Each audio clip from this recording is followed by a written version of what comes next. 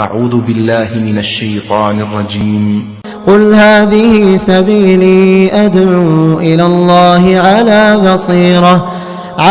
بصيرة أنا ومن اتبعني وسبحان الله وما أنا من المشركين.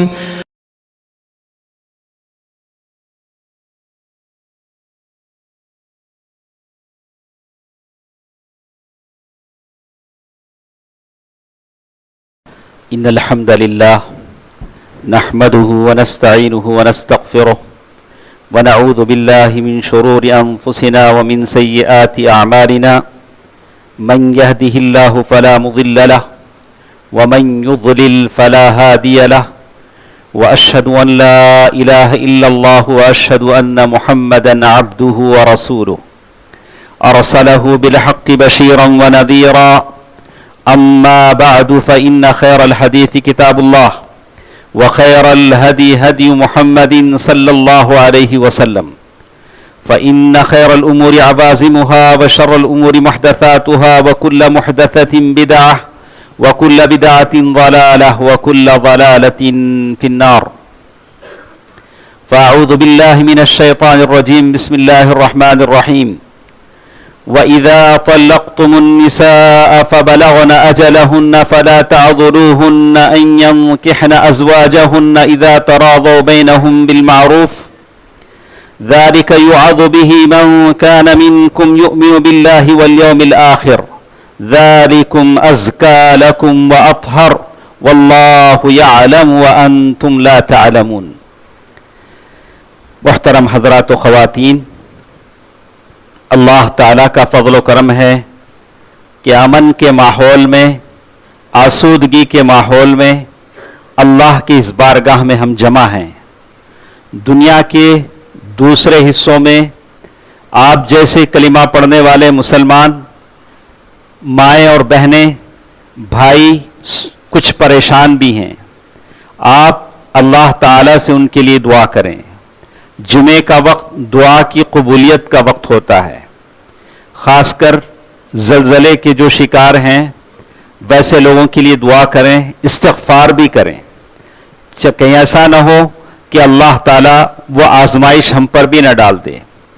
لیکن انسان کی ایک ذہنیت ایسی ہے، مصیبت جب کسی پر آتی ہے تو کہتا ہے کہ یہ اللہ کی سزا ہے. اپنے اوپر کوئی چیز آتی ہے تو کہتا ہے کہ آزمائش ہے. ہمارے اوپر آئے تو آزمائش، دوسرے کے اوپر آئے تو سزا. ایسی بات نہیں. اللہ تعالیٰ بہتر جانتا ہے، پتہ نہیں کس کے ساتھ کیا ہو. تو آپ اور ہم اس مخصوص وقت میں بیماروں کے لیے، اور اسی طرح جتنے لوگ دنیا کے کونے کونے میں کلمہ گو مسلمان ہیں، قبلے کی طرف رخ کر نماز پڑھتے ہیں، اچھے عقیدے والے ہیں، سب کے لیے آپ دعا کریں کہ اللہ تعالیٰ ان میں سے جو زندہ ہیں ان کو دنیا اور آخرت کی بھلائیاں عطا فرمائے، بیماروں کو شفائے کلی عطا فرمائے، اور جو لوگ مصیبت زدہ ہیں ان کی مصیبتوں کو دور فرمائے. تو آپ دعا کریں، دعا اثر رکھتی ہے. دوستو عزیزو، ماں اور بہنوں، میں نے سورۃ البقرہ آیہ نمبر 232 آپ کے سامنے تلاوت کی ہے. میرا خطبہ جو یہاں ہوتا ہے آپ نے سنا ہوگا کہ یہ فقہ الاسرہ، فیملی فقہ، یہ اسلامی خاندان کیسے ہوتا ہے. تو انسانی خاندان شروع ہوتا ہے شادی بیاہ سے. شادی بالکل اچھی ہونی چاہیے. میں نہیں کہتا، لیکن کہنے کی ضرورت پڑتی ہے. جب آپ نیوز دیکھتے ہیں، 2 دن پہلے آپ نے NDTV کی ویب سائٹ پر ایک نیوز پڑھا ہوگا انگریزی میں. میں جب انگلش میں پڑھتا ہوں تو مجھے لگتا ہے کہ دل میں سوچتا ہوں کہ کس میں کوئی مسلمان نہ ہو. لیکن بڑا افسوس ہوا جب میں نے دیکھا کہ نیا نوشو اور دلہن ہے، ریسیپشن بھی نہیں ہوا ہے، کمرے میں داخل ہوتے ہیں اور پھر دونوں ایک دوسرے پر چاقو کی وار کرتے ہیں اور دونوں کی میتیں باہر نکلتی، وہ بھی دروازہ توڑ کر. شادی ہوئی، ابھی ہوئی، کھانا بھی نہیں ہوا، ریسیپشن میں مہمان بھی نہیں گئے، دونوں کے دونوں. ایک کا نام اسلم تھا، دلہن کا نام بڑا لمبا ہے، مجھے یاد نہیں رہا. آپ بھی دیکھ سکتے ہیں 2 دن پہلے یا کل کا آپ یہ NDTV کا جو ویب سائٹ ہے آپ اٹھا کر دیکھ لیجئے. تو یہ صرف اس لیے ہوتا ہے کہ تربیت نہیں ہوتی. ہمارے بچے بڑے بڑے ڈگریاں لے لیتے ہیں لیکن ان کے پاس اخلاق نہیں ہوتے. اخلاق نہیں ہوتے کہ ماں باپ کا احترام کیسے ہوتا ہے, نئی نویلی دلہن کا احترام کیسے ہوتا ہے, اس کے حقوق کیا ہوتے ہیں. اسی کے لیے کوشش ہوتی ہے کہ ہم جینا سیکھیں. آپ کی بڑی بڑی ڈگریاں, یہ انجینئرنگ کی ڈگریاں, یہ ڈاکٹرز کی ڈگریاں یا دوسرے علوم کی ڈگریاں, یہ بھلے کتنا ہی لے لیں لیکن جس کے پاس کیریکٹر نہ ہو, اخلاق نہ ہو, وہ دنیا میں کیسے جیے گا, کیسے کسی کا حق ادا کرے گا. بہرکیف گزشتہ جمعے کے خطبوں میں ہم نے سنا, یہ سارے جمعے کے خطبے آپ IRGC کے آپ یوٹیوب چینل پر پا سکتے ہیں جو گزشتہ ہمارے جمعے کے خطبات ہوئے ہیں. تو گزشتہ جمعے کے خطبوں میں ہمارے ساتھ آئی تھی بات کہ نکاح کے لیے ولی گارڈین کا ہونا ضروری ہے. اگر کوئی لڑکی اپنے طور سے چلے جاتی ہے, جیسے ہم کو سننے میں ملتا ہے کہ بہت ساری, اللہ تعالیٰ ہر مسلمان بچی کی حفاظت کرے, اگر بھاگ کر کہیں شادی کر لیتی ہے تو میرے نبی صلی اللہ علیہ وسلم نے فرمایا, ام المؤمنین عائشہ رضی اللہ تعالی عنہا کی حدیث ہے, ایما امرأة نکحت بغیر اذن ولیہا فنکاحها باطل فنکاحها باطل فنکاحها باطل. کوئی بھی عورت بغیر اپنے گارڈین کی اجازت کے کسی سے نکاح کر لیتی ہے تو اس کا نکاح انویلڈ ہے, اس کا نکاح نہیں چلے گا, اس کا نکاح نہیں ہوگا. 3 مرتبہ میرے نبی صلی اللہ علیہ وسلم نے فرمایا, فَإِن دَخَلَ بِهَا فَلَهَا الْمَهْرُ بِمَا اسْتَحَلَّهَا مِنَ الْفَرْجِ. اگر ہو جاتی ہے شادی بغیر گارڈین کے ہو جاتی ہے تو پھر اسے وہ مہر دینا پڑے گا, اس لیے کہ اس نے مہر تو دینا ہی پڑے گا, اس لیے کہ اس نے نکاح تو کیا لیکن ویلڈ نہیں ہے. اور فَإِنِ اسْتَجَرُوا فَالسُّلْطَانُ وَلِيٌّ مَّن لَّا وَلِيَّ لَهُ. ایک بات ایسی آتی ہے کہ کبھی لڑکی باپ نہیں ہوتا ہے, کیا کبھی ریورٹ ہوتی ہے, خاندان میں کوئی مسلمان نہیں ہوتا, لڑکی کا کوئی ولی نہیں ہوتا, تو اب ویسے لڑکی کیا کرے, تو کہا فَالسُّلْطَانُ وَلِيٌّ مَّن لَّا وَلِيَّ لَهُ. جو مسجد کا متولی ہوگا, جو اسلامک سینٹر کا صدر ہوگا, وہ اس بچی کا ولی بنے گا, اس بچی کا ولی بنے گا اور اس بچی کا نکاح کرے گا. اگر کبھی باپ ایسا ہوتا ہے کہ نہیں چاہتا ہے, جیسے انشاءاللہ اس کی بات آگے ہمارے پاس آئے گی, یہ کچھ بنیادی بات تھی جو گزشتہ درس میں, ہمارے گزشتہ جمعے کے خطبے میں ہمارے ساتھ تھی. اسی کے ساتھ ساتھ ایک اور چیز ہمارے ساتھ ہے, عضل الولی, یعنی کوئی باپ اپنی بچی کو شادی سے نہیں روک سکتا. یعنی بچی کی خواہش ہے کہ دیندار مرد سے شادی کرے, باپ یہ چاہتا ہے کہ نہیں, بڑے عقیدہ کیسا بھی ہو, خوب کماتا ہے, اس کے پاس اتنا بڑا بیلنس اکاؤنٹ ہے, جائیداد کا مالک ہے, بھلے مشرک ہو کوئی بات نہیں ہے لیکن خوب کماتا ہے, باپ بچی کی شادی وہاں نہیں کرنا چاہتا, اسے کہتے ہیں عضل الولی. جیسے اس کے سلسلے میں نے آپ کے سامنے ایک حدیث بیان کی تھی, حسن بصری جو بڑے زاہد عابد ہیں, وہ کہتے ہیں کہ اللہ کے نبی صلی اللہ علیہ وسلم کے ایک صحابی معقل ابن یسار رضی اللہ تعالی عنہ نے مجھ سے بیان کیا کہ انہوں نے اپنی بہن کی شادی ایک آدمی سے کر دی اور اس آدمی نے ان کی بہن کو طلاق دے دیا. اب جب عدت ختم ہو گئی تو پھر وہ دوبارہ آ کر کہا کہ میں آپ کی بہن سے دوبارہ شادی کر لیتا ہوں. یعنی طلاق دینے کے بعد طلاق رجعی, جس میں واپس لینے کی یہ ہوتی ہے, عدت ختم ہو جاتی ہے تو نیا نکاح کرنا پڑتا ہے, نیا مہر دینا پڑتا ہے. تو معقل بن یسار رضی اللہ تعالی عنہ نے کہا, فَقُلْتُ لَهُ زَوَّجْتُكَ. اس آدمی سے کہا, بھائی نے, ارے میں نے میری بہن کو دیکھ کر تمہیں شادی کیا تھا, اسے میں نے تمہارے لیے اپنا بچھونا بنایا تھا, وَأَكْرَمْتُكَ, کتنی عزت میں نے تم کو دی تھی, کتنا ریسپیکٹ دیا تھا کہ میرے بہن کے شوہر ہو, تم نے میرے بہن کو طلاق دے دیا, اب پھر آئے ہو کہ اس سے شادی کرو. انہوں نے کہا, لا واللہ لا تعود الیک ابدا, نہیں, میری بہن سے تم دوبارہ شادی نہیں کر سکتے. تو یہ بات بھائی کی تھی, اور بہن کہتی ہیں کہ جس آدمی سے ان کی وہ طلاق ہو گئی تھی وہ ان کے شوہر اچھے آدمی تھے, کوئی برے آدمی نہیں تھے, معاشرے میں عزت تھی, صورت شکل سب اچھے آدمی تھے. بہن بھی چاہ رہی تھی کہ دوبارہ ان کے ساتھ چلے جائے, لیکن بھائی جانے نہیں دیتا. آج ایسے ہی ہوتا ہے, آج ایسے ہی ہوتا ہے. ماں باپ کھڑے ہو جاتے ہیں ڈنڈا لے کے, نہیں تو دوبارہ ان سے نہیں جانا. ارے وہ گھر آتا ہے, بولتا نہیں ہم دونوں جا کے جینا کریں گے. ماں باپ بیچ میں آڑے آ جاتے ہیں. جنہوں نے شادی کیا, نہیں ہماری انا کا مسئلہ ہے, ہماری عزت کا مسئلہ ہے. جس نے طلاق دیا ہے, جس نے تجھے چھوڑا ہے, تو دوبارہ اس کے ساتھ کیسے جائے گی؟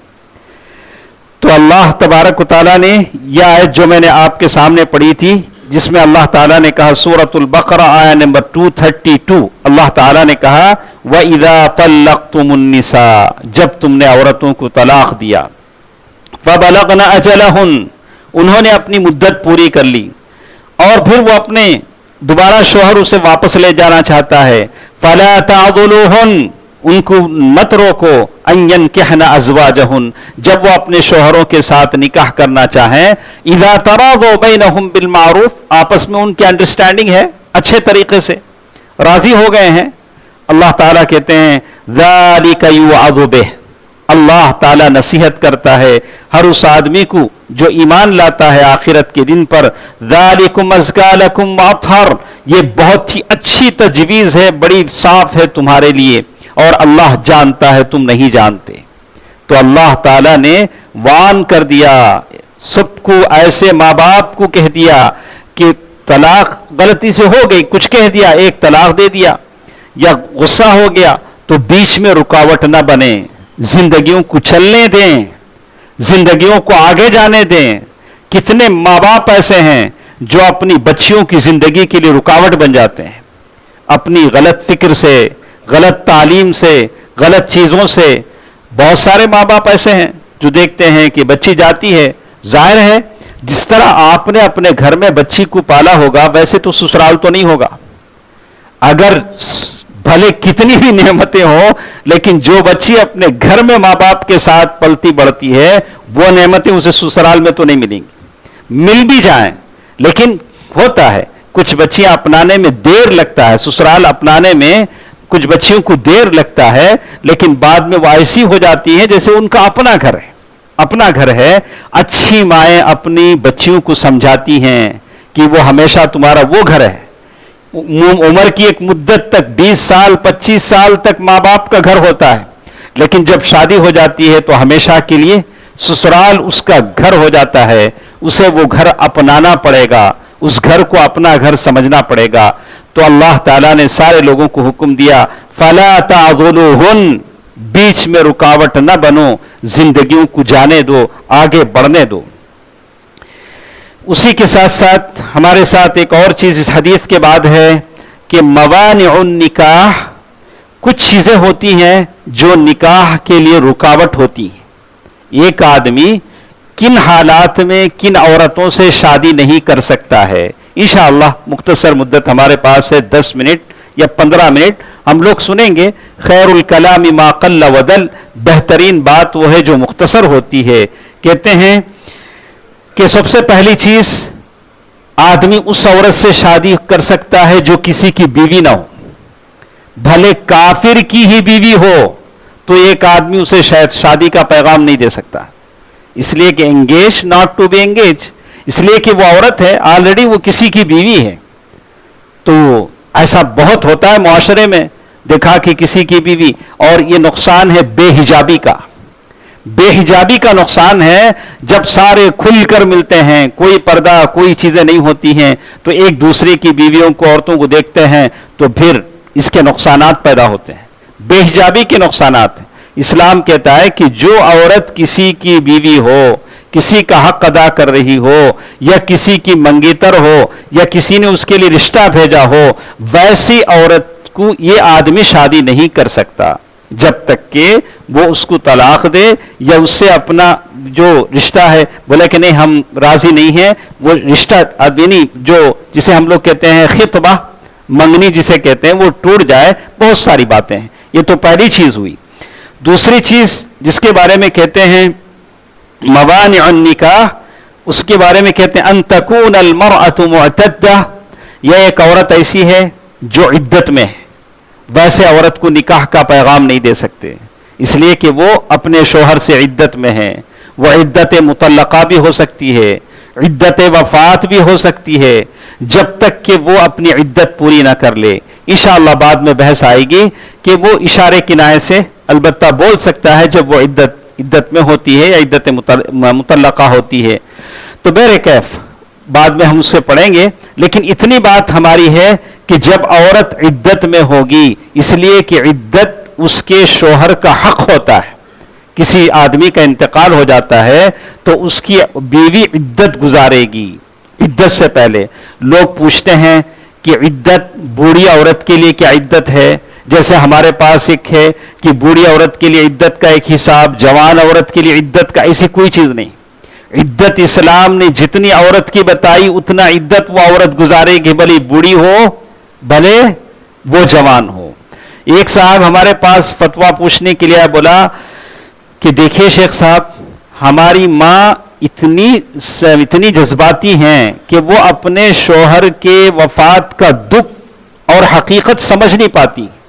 یعنی ابھی بھی وہ برتن میں کھانا لیتی ہیں, اس اپنے روم میں جاتی ہیں جہاں دونوں بیٹھ کے کھانا کھاتے تھے, اور وہیں جاتی ہیں, اور وہ ہوش حواس سے ماننے کو تیار نہیں ہیں کہ ان کے شوہر کا انتقال ہو گیا ہے. کہ کیا ایسی عورت پر بھی عدت ہے؟ سمجھا آپ نے میری بات؟ جو جوڑے 60 سال 70 سال ساتھ جیتے ہیں, اچانک جدائی ہو جاتی ہے, موت جدا کر دیتی ہے, یہ حقیقت ہے. لیکن تھوڑی دیر کے لیے ان کے دل و دماغ ماننے کو تیار نہیں ہوتے, ان کے ہوش آواز کھو جاتے ہیں. تو علماء نے کہا کہ اب بھی اس عورت پر حکمی عدت ہے, بھلے وہ سمجھے نہ سمجھے. شوہر کے انتقال کے بعد سے ان کی عدت شروع ہو جاتی ہے. تو یہ دوسری بات ہمارے ساتھ تھی جسے اللہ تعالیٰ نے کہا وَلَا تَعْزِمُوا عُقْدَةَ النِّكَاحِ حَتَّى يَبْلُغَ الْكِتَابِ. یعنی اللہ تعالیٰ نے سورۃ البقرہ آیت نمبر 235 میں کہا کہ اگر کوئی عورت عدت میں ہے تو اسے نکاح کا پیغام نہ دیا جائے. وَالْمُطَلَّقَاتِ يَتَرَبَّصْنَ 3 قُرُوء. اور جو عورتیں مطلقہ ہیں 3 حیض ان کی عدت ہے, جیسے قرآن مجید نے کہہ دیا. اور اسی طرح ایک ایسی عورت جس کو کسی مرد نے 3 طلاق دے دیے ہوں, جسے کہتے ہیں البتہ مطلقہ تطلیقہ 3, یعنی وہ عورت جس کو 3 طلاق دے دیے ہیں, تو ویسے عورت سے مرد دوبارہ شادی نہیں کر سکتا. حتی تنکح زوجا غیرہ, جب تک کہ وہ عورت کسی اور مرد سے شادی کرے اور وہ مرد اس عورت کو طلاق دے, پھر پہلا مرد شادی کر سکتا. دیکھا آپ نے اسلام کا قانون. اس کے لیے ہیلا بہانہ نہیں چلے گا, جیسے لوگوں نے بہت سارے ہیلے بہانے کرائے, اس کے لیے لوگوں کو تیار کیا. ارے میں نے غلطی سے اپنی بیوی کو 3 طلاق دے دیے, آپ ایسا کریں میری بیوی سے شادی کر لیں, پھر دوسرے دن آپ طلاق دے دیں, میں شادی کر لوں گا. یہ تو معاملہ ہوا التیس العار. اسلام اس کی اجازت نہیں دیتا ہے. بخوشی کوئی شادی کرے پھر طلاق دے تو پھر یہ پہلا مرد اس سے شادی کرے گا. اللہ کے نبی صلی اللہ علیہ وسلم کے پاس ایک صحابی آتی ہیں, صحابی آ کر کہتے ہیں اللہ کے نبی صلی اللہ علیہ وسلم, میں نے پہلے میرے ایک شوہر تھے, انہوں نے مجھے طلاق دے دیا, میں نے اور ایک آدمی سے شادی کی اور ایک صحابی سے شادی کی, اور کہا کہ فزیکلی وہ اس لائق نہیں ہے کہ وہ حق ادا کریں. عورتیں تھی, پوچھ لیتی تھی, دین ہے. اللہ کے نبی صلی اللہ علیہ وسلم فرمایا اللہ تعالی انصار کی عورتوں پر رحم کرے. لم یمنعہن الحیا, حیا نے ان کو نہیں روکا کہ وہ دین کو جانے. وہ بالکل جو حقیقت آ کر پوچھتی تھی. تو اللہ کے نبی صلی اللہ علیہ وسلم فرمایا کہ کیا تو چاہتی ہے کہ اپنے پہلے شوہر کے پاس جائے جبکہ وہ 3 طلاق دے چکا ہے؟ کہا کہ نہیں, جب تک تم دونوں آپس میں جینا نہ کرو تب تک تم پہلے شوہر کے پاس جا نہیں سکتی. تو معلوم یہ ہوا کہ ایک ایسی عورت جس کو ایک مرد نے 3 طلاق دے دیے ہوں, دوبارہ اسی عورت کے ساتھ وہ شادی نہیں کر سکتا جب تک کہ وہ کسی اور مرد کے ساتھ شادی کرے, وہ اسے طلاق دے, پھر یہ پہلا مرد اس کے ساتھ شادی کر سکتا ہے. اسی طرح اللعان, اسلام میں ایک سسٹم ہے, آپ نے سمجھا ہوگا, جسے کہتے ہیں اللعان. اللعان کہتے ہیں کہ کبھی شوہر بیوی پر, کبھی بیوی شوہر پر بڑے بڑے الزامات لگا دیتے ہیں. بولتے ہیں کہ نہیں انہوں اچھے نہیں, وہ بولتے نہیں یہ عورت اچھی نہیں ہے. اب کیا کریں گے؟ دونوں کو بٹھا کے ملاعنہ کرائیں گے. بڑی تفصیل اللہ تعالیٰ نے سورۃ النور میں کہہ دی ہے, آپ دیکھ سکتے ہیں, پڑھ سکتے ہیں, قرآن کا ترجمے کے ساتھ پڑھیے. دونوں ایک دوسرے پر لعنت کریں گے, اس کے بعد دونوں میں جدائی کر دیں گے, اب تمہیں الگ انہوں الگ, اسے بولتے ہیں ملاعنہ. دونوں نے ایک دوسرے پر الزام لگایا, کوئی شہود نہیں, ثبوت نہیں, تو پھر یہ دونوں ہمیشہ کے لیے وائف اور ہسبینڈ نہیں بن سکتے. لا یجتمعان ابدا. جو مرد اور عورت ملاعنہ کے ذریعے الگ ہوں, ایک دوسرے پر لعنت کے معنی قرض کے ہیں, لعنت کر کے الگ ہوں, یہ دوبارہ کبھی بھی شوہر اور بیوی نہیں بن سکتے ہیں. تو اسی طرح کچھ اور چیزیں ہیں, جیسے ہم دیکھتے ہیں کہ یہ تو تھی جو رکاوٹیں بنتی ہیں وہ 3 ٹائپ کی ہوتی ہیں. جیسے میں نے کہا, پہلا ٹائپ میں نے کہا موانع شرعیہ, شریعت جسے کہتی ہے کہ یہ رکاوٹ ہے. جیسے آپ نے سنا کہ عدت میں رہنے والی عورت رکاوٹ ہے, کسی اور کی بیوی سے آپ نکاح نہیں کر سکتے, یہ ایک رکاوٹ ہے, شریعت کہتی ہے. ملاعنہ, لعنت جو دونوں آپس میں کیا کہ وہ رکاوٹ ہے. اسی طرح کچھ رکاوٹیں ایسی ہیں جو خلقیہ کہتے ہیں, پیدائشی فزیکل رکاوٹیں ہوتی ہیں. علماء نے کہا کہ مردوں میں 2 طرح کی بیماریاں ہوتی ہیں, اسی طرح عورتوں میں بھی 2 طرح کی بیماریاں ہوتی ہیں. یہ بیماریاں فزیکل باڈی میں ہوتی ہیں. مردوں میں جو بیماریاں ہوتی ہیں الجب والعنہ, عربی لفظ ہے, میں نے کہا اب اسے میں کیسے ٹرانسلیٹ کروں نہیں کر سکتا, بس میں نے اتنا کہا کہ میں الجب والعنہ, یعنی ایک آدمی فزیکل طور سے, ایک تو الجب جس کی شرمگاہی نہ ہو, العنہ جو شرمگاہ ہو لیکن اپنی مرض, بیماری, کمزوری کی وجہ سے عورت کا حق ادا نہیں کر سکتا ہو, ایسا شخص بھی نکاح نہیں کر سکتا. اگر وہ اپنا علاج کر لیتا ہے تو پھر بات الگ ہے, جیسے علماء کرام نے کہا ہے. تو اللہ جیسے کاروبار میں, بیپار میں ہم کوئی چیز بیچتے ہیں تو کہتے ہیں کہ یہ چیز میں نقصان ہے, تو ویسے ہی اگر ہمارے اندر کوئی کمی ہے, عیب ہے, تو ہم کو شادی سے پہلے بتا دینا چاہیے کہ فلاں عیب ہے. حضرت عمر رضی اللہ تعالیٰ عنہ کے زمانے میں لرجل متزوج, ایک آدمی آیا, وہ ایسا آدمی جس کے اندر قابلیت اور صلاحیت نہیں تھی, تو حضرت عمر رضی اللہ تعالیٰ عنہ نے کہا اعلمها ثم قیرها, کہا کہ تم اپنا عیب اس عورت کو بتا دو, پھر اسے آپشن دو, چاہے تو تمہارے ساتھ چلے چاہے تو نہ چلے. تو اللہ عیب کو چھپانا, صرف عزت بچانے کے لیے اپنے اندر عیب ہوتے ہوئے کسی لڑکی سے شادی کر لینا اور پھر حق ادا نہ کرنا, یہ بھی اللہ تعالیٰ کے پاس جواب دینا ہے. اسی طرح عورتوں میں بھی 2 طرح کی بیماریاں ہیں, جیسے کہ الرتق والقرن, عورتوں میں بھی بیماریاں ہوتی ہیں. تو بتایا گیا کہ اس طرح کی کوئی کمی ہے تو کھل کر بتا دینا چاہیے. بہت سارے ایسے ہیں جو اللہ تعالیٰ سب کو محفوظ رکھے, سب کو سلامتی سے رکھے, سب کو شفایاب رکھے. اگر اس طرح کی کوئی کمزوری ہو تو بتا دینا چاہیے, جیسے عمر رضی اللہ تعالیٰ عنہ کا یہ اثر ہم نے پڑھا ہے. اسی طرح یہ تو تھی خلقیہ, پیدائشی بیماریاں, بعض کا علاج ہو سکتا ہے, بعض کا نہیں ہو سکتا ہے, لیکن اللہ تعالیٰ کے ہاتھ میں شفا ہے. اللہ تعالیٰ ہر ایک کو شفا دیتا ہے. اللہ تعالیٰ سب کو صحت و سلامتی عافیت میں رکھے, آمین. اسی طرح موانع مرضیہ, کچھ ایسے ہوتے ہیں, کچھ رکاوٹیں جو بیماری کی شکل میں ہوتے ہیں. جیسے علماء نے کہا الجنون والبرص والجذام, پاگل پن کی شکل میں معلوم ہوتا ہے. ارے خاندان کے لوگوں کو معلوم ہوتا ہے کہ یہ پاگل ہے. پاگل پن کئی مراتب ہیں. کچھ پاگل ہیں, اپنا اچھا برا سمجھ سکتے ہیں کہ میرے کپڑے گندے ہیں, مجھے کیا کر رہا ہوں, ان کو ہوش آواز ہوتا ہے. اسے پاگل تو نہیں کہیں گے, اتنا کہیں گے کہ تھوڑا یہ نہیں ہے. لیکن کچھ پاگل جو اپنے ہوش آواز سے باہر ہوں, ان کو معلوم نہ ہو کہ وہ کیا کر رہے ہیں, تو کیا اس پاگل کی بات ہے جنون الکامل, یعنی پوری طرح عقل سے آ رہی ہے, تو ایسا آدمی بھی شادی نہیں کر سکتا. اسی طرح کا البرص والجذام, 2 بیماریوں کا انہوں نے ذکر کیا. البرص یعنی جہاں سفید اس کے آ جاتے ہوں، جبکہ یہ بیماری آج عام ہے، اس کا علاج بھی ہے۔ الجذام لیپرسی جسے کہتے ہیں، ویسے لوگوں کے تعلق سے کہا، آج جبکہ نئے نئے انداز میں بیماریاں آتی ہیں، بیماریاں جنم لے رہی ہیں اور بیماریاں نکالی جا رہی ہیں، ایسے حالت میں اگر کوئی سمجھتا ہے کہ میرے شادی کرنے کی وجہ سے میں حق ادا نہیں کر پاؤں گا، سامنے والے کا حق ادا نہیں کر پاؤں گا اور رشتے زوجیت کا میں حق ادا نہیں کر پاؤں گا، تو بہتر ہے کہ وہ آدمی رک جائے، بہتر ہے کہ وہ آدمی رک جائے۔ یہی بات عمر فاروق رضی اللہ تعالی عنہ نے کہی تھی۔ تو یہ چند باتیں تھیں جو میں نے آپ کے سامنے کہی ہیں۔ تو اس معاملے میں ہم سب اللہ تعالیٰ سے ڈریں، اور اس لیے کہ شادی اللہ تعالیٰ کی طرف سے ایک نعمت ہے جو اللہ تعالیٰ اپنے بندوں کو عطا کرتے ہیں۔ جعل لکم من انفسکم ازواجا لتسکنوا الیہا، دل کے سکون کا ذریعہ ہے۔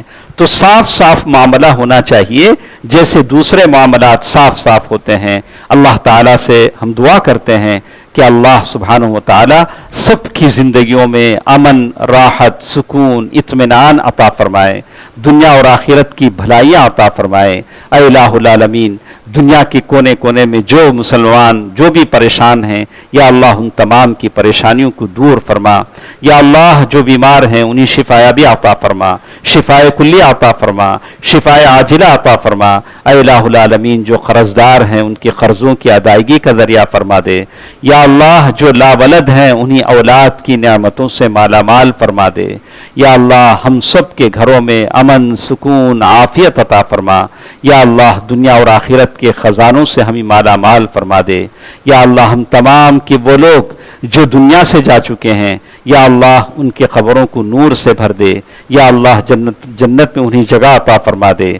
آمین۔ صدق اللہ العلی العظیم ونفعنی وإياكم بالآیات والذکر الحکیم۔ انہ تعالی جواد ملک کریم بر رؤوف الرحیم۔